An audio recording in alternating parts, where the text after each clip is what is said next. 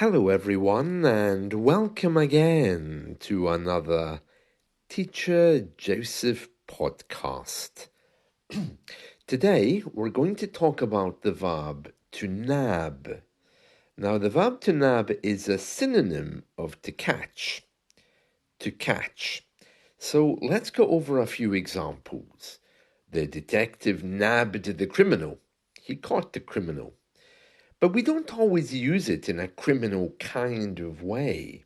For example, I managed to nab the last piece of cake. I managed to catch the last piece of cake before someone else did. The teacher nabbed the student who was trying to sneak away early. So in this case, it is all about authority.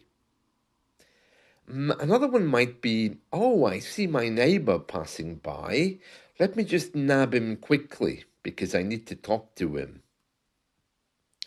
She nabbed the opportunity to talk to the boss. The security guard nabbed the shoplifter. I'm going to nab that parking spot before anyone else does. And the journalist nabbed an exclusive interview with a celebrity. Let me just nab that taxi before it disappears. So there we are, to nab. To nab. So it's a very common verb, that, to nab. Yes, very common, very common. And the photographer yesterday nabbed some pictures of our Queen, Queen Camilla, as she was going to see King Charles. Now, just so that you know about King Charles, people are beginning to worry about his health because he's still in hospital. He's been in there for, I think, 3 or 4 days now for what should have been a very simple operation, a prostate operation. But his release has been delayed and nobody knows why. So everybody's beginning to kind of get a little bit uncomfortable. I mean, he is 75. So we don't know what's going to happen with that, so I'll keep you updated if I get any other news. And in the meantime, let me just tell you about my flu jab. So as you know, I went to the centre yesterday to get my flu jab. I received my invitation and I got my flu jab and my COVID booster, and I have to say my arm is very sore today. It feels like it's been hit by a truck, to be honest.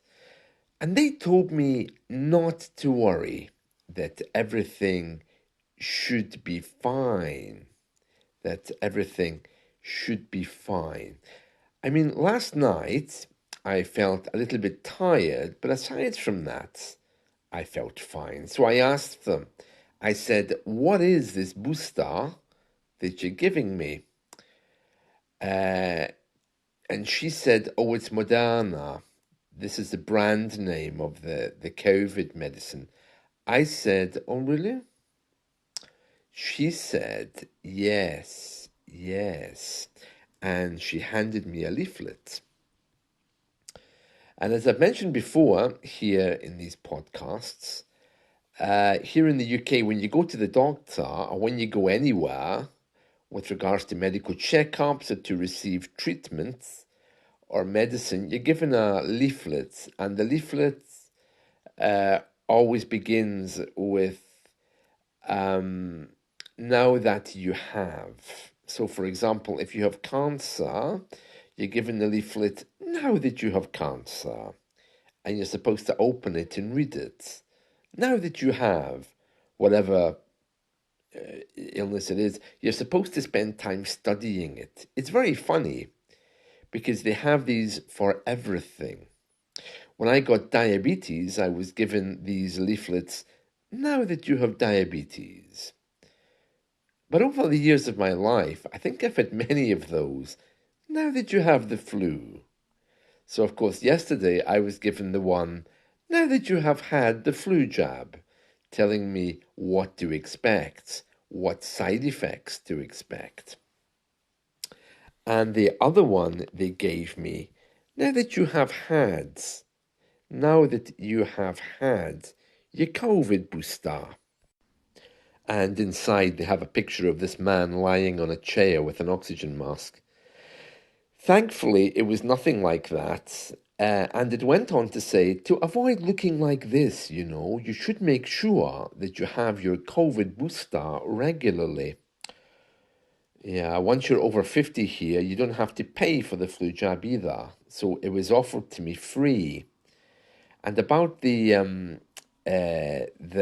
COVID booster, that was also free. These things are operated by the local governments, so they're not free in every part of the UK, but they're almost certainly all free here. I think the hardest part was actually trying to leave. I mean, they gave me the injection, and then they told me that I had to sit for 10 minutes at the other side of the centre just to make sure that I was okay. So I thought, okay, yeah, yeah. So I'm sitting there and looking around the basketball court, this makeshift place, vaccination center. And as I'm looking around, I thought, oh, well, 6 minutes gone, so I might as well lift my bag and leave. So I lifted my bag. I shuffled towards the door because I was aware that there were a group of really large nurses staring at me. Well, there was a group of really large nurses staring at me. I got to the door and one of them said to me, "Where do you think you're going?" I said, I thought I'm all finished here." She quipped, "You were told to wait 10 minutes. I said, "Yeah, but it's been 6. "Well, you can wait another 4. It won't kill you," she quipped. And she kind of like ushered me back to the seats. So I thought, oh, I didn't realize I was being watched. So I went and sat down. I waited 5 minutes, and by that time, they all seemed distracted because someone else had collapsed in the corner. And I felt, oh, this is a good time for me to escape. So I quickly got my bag and my coat, and then I left. Speaking of trying to escape places, I see that there's a monkey has escaped from a zoo in the Highlands of Scotland, and there's currently a great manhunt going on to try and retrieve it. And we've all been told if you see it, make sure that you don't go near it. Well, I don't know why. I don't know what those things can do. I mean, it looks harmless enough in the picture. Oh no, oh, it's quite scary, isn't it? I wouldn't like to come face to face with a monkey, especially if it looks a little bit angry or hungry. It says here that the Royal Zoological Society of Scotland, I didn't even know there was one, RZSS, said it had assembled a team to recapture the animal. Members of the public are warned not to approach it, but to contact the Zoological Society with information. Oh, it is big. My goodness me. Yeah, the alarm was raised when the monkey was spotted in gardens in a nearby village. One of the villagers said he was having a lazy Sunday morning, that probably means drinking, when he read on a local Facebook group that the village had an unusual visitor. He said he looked out the window and there it was, as proud as Punch. And that's what we say when people, or in this case animals, stand in a public place without fear. Or, let's see, one of your colleagues gets an award. Some people might say he's strutting around like a proud cock. You know, the male chicken, the cock, the rooster. Yeah. And other people might say he's standing there as proud as Punch. Apparently, the monkey was standing against the fence eating nuts. Oh, well, that's nice. At least he had something to eat. And these nuts had fallen down from one of the bird feeders. Yeah.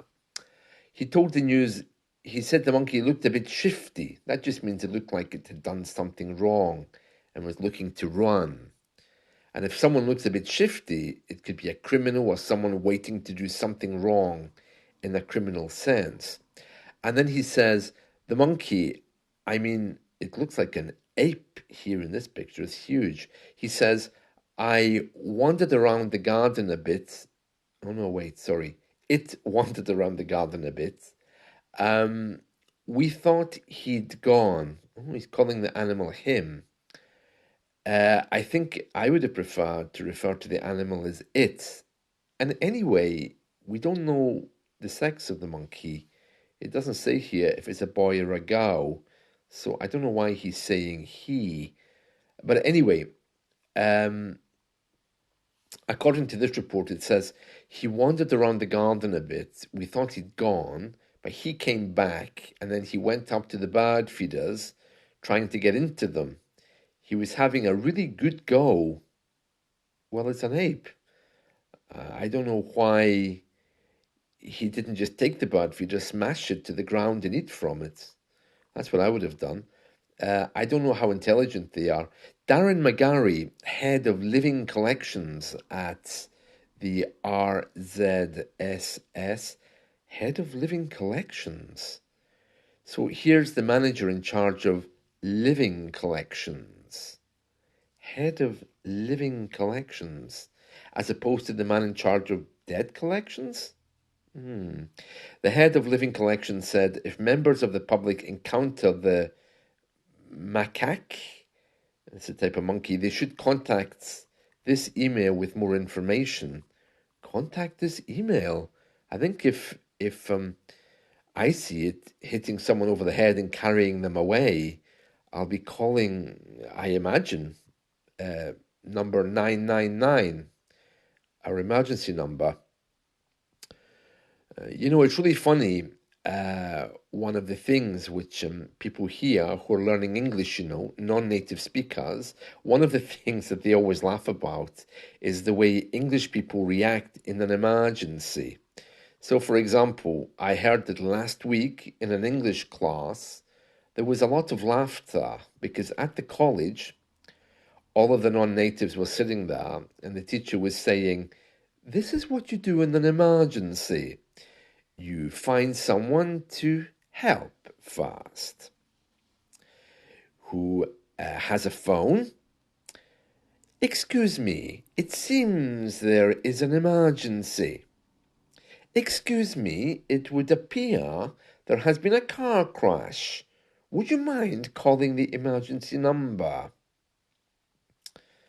Very English, that, isn't it? It seems there's been a car crash and there's like bodies everywhere. It's very British. We don't react well in emergencies or in any situation, I think.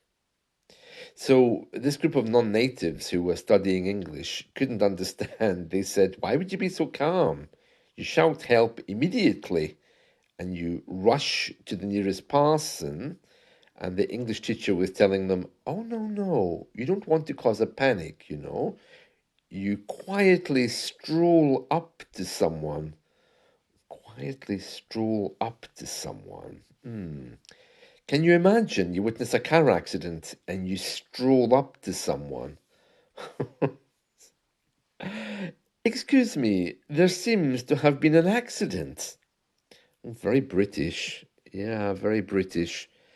Well, that's it from me today. So I hope you found this helpful. To nab. So maybe a good example with this monkey on the loose, you could say the police or the zoological society, the head of living operations, is trying to, or they are trying to nab this monkey as quickly as they possibly can. You also can say the spectator, he managed to nab a photo of the monkey.